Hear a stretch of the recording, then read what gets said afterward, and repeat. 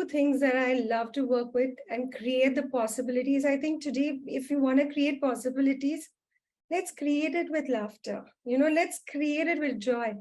Like this is probably my first time, like I'm a debutante here. I would actually make my patients dance.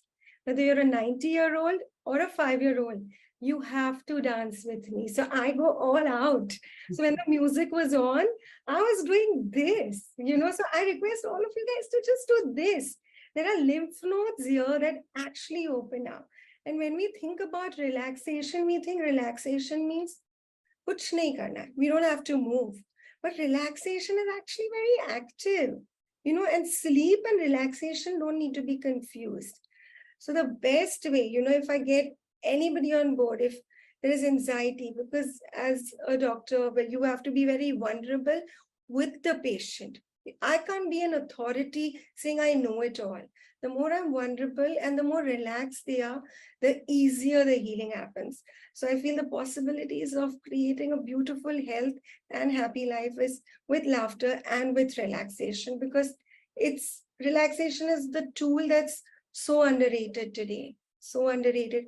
And I want to bring that back in. Nice, interesting. And of course, a little into the call, we are going to experience a bit of your work as well in the amalgamation of a lot of things that it is. So moving on with this, is relaxation the only thing? Is it the be all or end all? And if not, what's after that? Okay, we're smiling, we're in gratitude, we're in that space of relaxation, not necessarily confused with sleeping, but is that it? Because just being relaxed doesn't mean it's the end of your health concerns. No, it's not. So when I say relaxation, most of us think it's physical relaxation, mental relaxation. But there's the most important relaxation, digestive relaxation, which is your gut. Truly relaxing, because your gut, today we all know that your gut is considered as a second brain, and sometimes I think it's even your first brain, which probably in the exercise, you will get more. And the fourth is your sensory relaxation.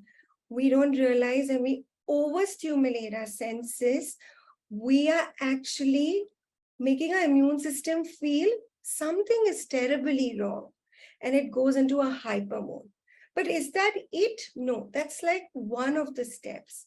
There is an inclusion of food. Now, food is something that when we think about food, we think carb, protein, fat. We think, food means superfood. Or if I eat this food, there's so much of anxiety, debate, shame, guilt attached with food. But when it comes to food, the way I approach it is very, very different. There is movement. I make people do something called as lymphatic movements, where there is a cleanage. There's a lot of thought on what you put in, but we forget that a clean body is what is highly immune and happy body. Too much of toxin is only going to create clutter. Along with that, of course, I do a lot of counseling. I work energetically. So there's a combination of therapies, but it depends as to what the patient requires and not what I want to give.